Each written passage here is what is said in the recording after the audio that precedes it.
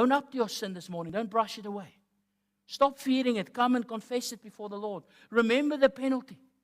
Remember that Christ came and died on that cross, took the penalty that you may be forgiven. Confess. Ask the Lord for grace and help to overcome it, to say no. And then put your faith in Christ who died for your sins on the cross, was buried and rose again. There's our salvation. Not in what we do.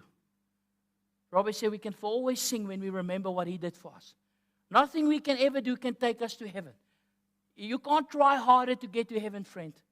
You will never get to heaven trying harder. Christ did it all on the cross. And you come this morning with a humble and a contrite heart, confess your sin. The Lord will forgive you.